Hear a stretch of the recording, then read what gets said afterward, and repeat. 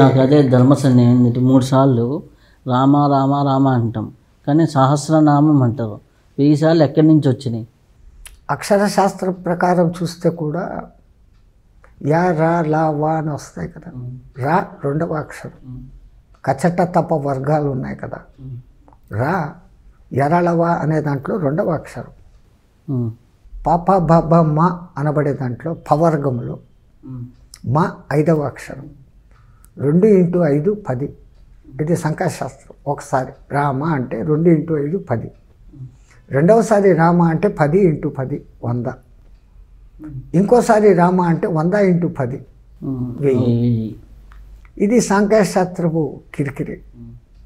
ఇంకో విధంగా చూస్తే కలియుగపు ఆత్మారాముడు అయిన నువ్వు అసలు రాముడు మనకు ఎంత మమైకమైపోయినాడంటే ఈ ఆత్మను రాముడితో పోలుస్తాం. ఆత్మ రాముడు అంటాం, ఆత్మ కృష్ణుడు, ఆత్మ గోవిందుడు, ఆత్మ దుర్గా, ఆత్మ లలిత అనం. ఈజీగా కలిసిపోయే వరుడు ఆత్మారాముడు. ఒక అన్నార్థికి అన్నం పెడితే కడుపు నిండా తృప్తిగా తిని అబ్బా నా ఆత్మారాముడిని చల్లబరిచావయ్యా, నువ్వు సుఖంగా ఉండు అని ఆశీర్వదిస్తాడు. ఆత్మారాముడు అనే మాట అంతగా మన జీవితంలో మమైకమైపోయింది. సో ఎప్పుడైతే ఈ కలియుగపు ఆత్మారాముడ స్వరూపమైన నువ్వు, నీలో ఉన్న జీవాత్మనే ఆత్మారాముడు. నువ్వు ఒకసారి రామ అంటే కృతయుగపు పరశురాముడిని తెలుసుకున్నావు. రెండవసారి రామ అంటే త్రేతాయుగపు కోదండరాముడిని తెలుసుకున్నావు. మూడోసారి రామ అన్నావు అంటే ద్వాపర యుగపు హలధర రాముడు బలరాముడిని తెలుసుకున్నావు. తో ఈ ఆత్మ నిత్యమై చతుర్యుగ పర్యంతరము సదా తిరుగుతూనే ఉంటుంది అన్నంత గొప్ప అర్థాన్ని ఈ శ్రీరామ రామ రామేతి అనే దాంట్లో మన పూర్వీకులు పెట్టి ఈ 3 మంత్రాలు చెప్పుకుంటే చాలు అన్నారు. రాముని ఆత్మతో అనుసంధానం చేసేదానికి ఏకాక్షరం చాలు, శతకోటి విస్తీర్ణమైన రామాయణం అవసరం లేదు అని అంటారు.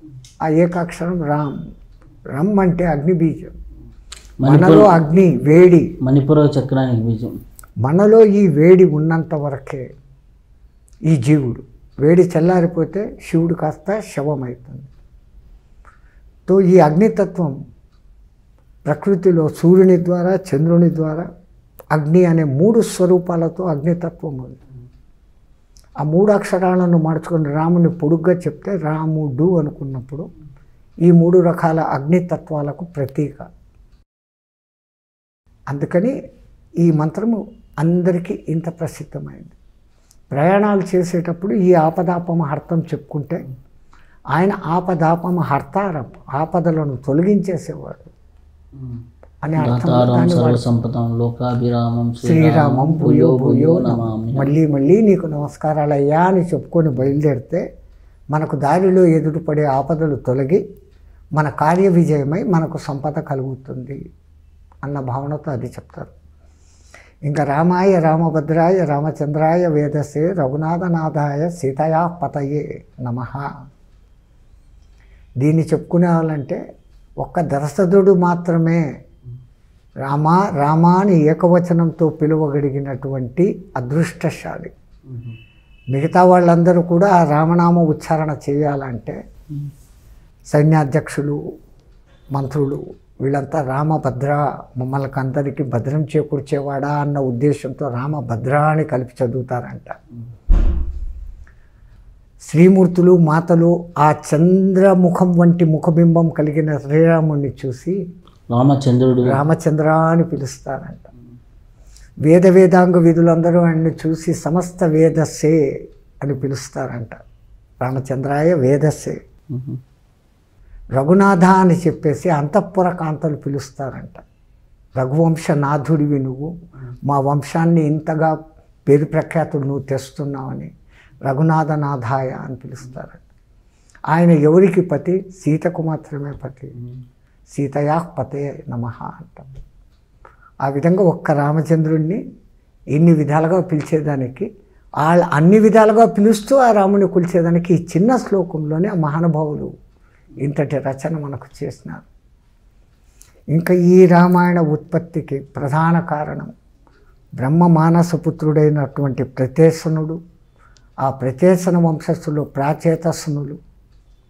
శాపవశాత్ వాళ్ళలో ఒకడు భూమి మీద రత్నాకరుడు అనే బ్రాహ్మణ వంశంలో పుట్టి ఆ ప్రారబ్ధవశాత్ అధర్మవర్తనుడు అయిపోయినప్పుడు కుల బహిష్కరణ చెంది అడవిలోకి పోయి ఆ అడవిలో ఎవరో ఆటవీకులతో సంబంధాలు పెట్టుకుని ఆటవీక కన్యను కళ్యాణం చేసుకుని బిడ్డలను కని ఆ భార్యా బిడ్డల పోషణకై అనేకమైనటువంటి బంధుపోటు కార్యక్రమాలు చేస్తూ ఉండేవాడు. ఇక్కడ మనకు పెద్దోళ్ళు చెప్తారు కదా, సాధూనాం దర్శనం పుణ్యం స్పర్శనం పాపనాశనం భాషణం కోటి తీర్థ ఫలిహి. అంతటి దుర్మార్గుడు అయిపోయినప్పటికీ కారణజన్ముడు కాబట్టి సప్తఋషులు ఆ మార్గంలో వస్తుంటే సాధూనాం దర్శనం పుణ్యం, వాళ్ళని చూశాడు. ఎవర్రా మీరు, మీ దగ్గర ఏమా మూటలు, భాషణం. సాధునాం దర్శనం పుణ్యం, స్పర్శనం పాపనాశనం, భాషణం కోటి తీర్థ ఫలిహి. ఆ మూటలు ఏంటి అని వాళ్ళ గడ్డాలు మీసాలు పట్టుకున్నాడు. స్పర్శ జరిగింది, దర్శనము అయింది, వాళ్ళతో మాటలు అయినాయి. ఈ 3 పుణ్య ఫలితాల ఫలంగా ఇంతకాలము వాడికి ఉన్న ప్రారంధం అంతా నశించిపోయి చిన్నపాటి జ్ఞానోదయం కలిగించేదానికి వాళ్ళకు ప్రశ్న వేస్తారు. ఇంతటి పాపకార్యాలు ఇచ్చేస్తుండవే దేనికి అంటే నా భార్య బిడ్డను పోషించుకునేకి. మరి నీ పాపాల్లో వాళ్ళు ఏమైనా భాగం తీసుకుంటారా? నాకు ఈ అనుమానం ఎప్పుడూ రాలేదు. పోయి అడిగిరా, మేము ఇక్కడే ఉంటాం. ఆయన పోయి భార్య బిడ్డను అడుగుతాం. మమ్మల్ని పోషించాల్సిన బాధ్యత నీది. భార్య అంటే భరింపబడేదాన్ని. నువ్వు ఏం చేస్తేస్తావో నాకు తెలియదు. నా బిడ్డలకు నాకు నువ్వు పిల్లల పిల్లకాయలు అంటారు, నాకేం సంబంధం? ఓహో, మరి నేను ఇంత పాపాలు మూట పట్టుకున్నాను, ఈ పాపాలు నశించేది ఎట్లా అంటే మళ్ళా పరిగెత్తి వీళ్ళ కాళ్ళ మీద పడతాడు. నేను ఏమై మారాలా, ఎట్లా మారాలా అని అన్నప్పుడు మార్పు నీకు అతి సమీపంలో వస్తుంది. ఇంకా అదే తపనలో ఉన్నప్పుడు నారదుడు వచ్చి వీడికి ఎట్లా చెప్పినా డేంజర్, వీడు మహా కిరాతకుడుగా ఉన్నాడే అని. నేను విన్న కథలలో మూల రామాయణంలో ఇవేం లేవు నేను చెప్తున్నవి. ఈయన దగ్గరికి వచ్చాడు, ఏం నారదా అంటాడు. అప్పటికి కొంచెం సాత్వికుడు అయిపోయినాడు కాబట్టి. ఈ మాటలు జరుగుతున్న సందర్భంలోనే ఎండ వేడికి పాపం ఒక పక్షి కింద పడి చచ్చిపోతుంది. ఓ పక్షి క్యా హువా అంటాడు నారదుడు. ఓ పక్షి మరా అంటాడు. ఓ छोड़ అంటాడు. పక్షి మరా, పక్షి కోపి छोड़ అంటాడు. మరా అంటాడు. క్యా బలా మేరకు బరాబర్ से नहीं सुना ఇది, నాకు సరిగ్గా వినపడలేదు, మళ్ళా చెప్పు అంటాడు. మరా అంటాడు. సరిగ్గా వినపడలేదు. మరా మరా మరా మరా మరా మరా రామ రామగా మారింది. ఆ రామశబ్దం ఎప్పుడో ఈయనలో నిక్షిప్తం అయిపోయిందో ఆయన ఇంకా రామనామ స్మరణ చేసుకుంటూ మీద పుట్టలు పేరడంతో వాల్మీకం నుంచి బయటకు వచ్చాడు కాబట్టి వాల్మీకి అంటారు. నీ పాపాలన్నీ పోయినా నువ్వు కారణ జన్ముడు అని బ్రహ్మదేవుడు ప్రత్యక్షమై నువ్వు రామాయణం రచించు అంటాడు.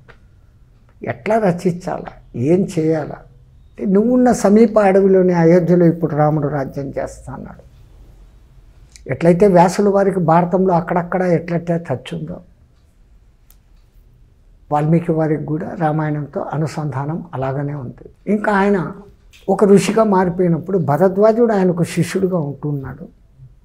వీళ్ళు అట్లా పోతున్నప్పుడు ఆ క్రంచు పక్షులను చూసి, ఆ క్రౌంచ పక్షుల్లో ఒక పక్షిని వేటగాడు చంపడం చూసి అనాలోచితంగా ఆయన నోట్లో నుంచి మా నిషాద ప్రతిష్టాం త్వమాగమ శాశ్వతి సమా యత్ క్రౌంచ మిథునామేకం అవధి యత్ కీర్చి శాశ్వతి సమా అనేసి ఒక అనుకోకుండా నోట్తో గడగడగడమని ఆ పక్షి గిలగిలా కొట్టుకొని పోవడము, ప్రేమ జంటలో ఒకటి విడుదలైపోయి ఒకటి మట్టుకు అల్లాడిపోవటము చూసిన బాధ శోకంలో నుంచి ఆ నోట్లో గడగడ అనాలోచితంగా వచ్చేస్తాయి. ఈయన మళ్ళీ అదే ఆలోచించేసి ఇంతవరకు మనం మాట్లాడుకున్న భాషకు దీనికి కాస్త తేడా ఉంది, వినేకి ఇంపు సొంపుగా ఉంది. బ్రహ్మ ఆదేశించిన ప్రకారం రామాయణం రాయాలంటే ఇటువంటి శ్లోకాలతోనే రాయాల. నా శోకంలో నుంచి ఉద్భవించింది కాబట్టి దీని పేరు శ్లోకం అని పెడతానని మొదలుపెట్టి ఆది కవి ఆ ఆది కావ్యాన్ని రాశాడు అని కొన్ని రామాయణాల్లో మెన్షన్.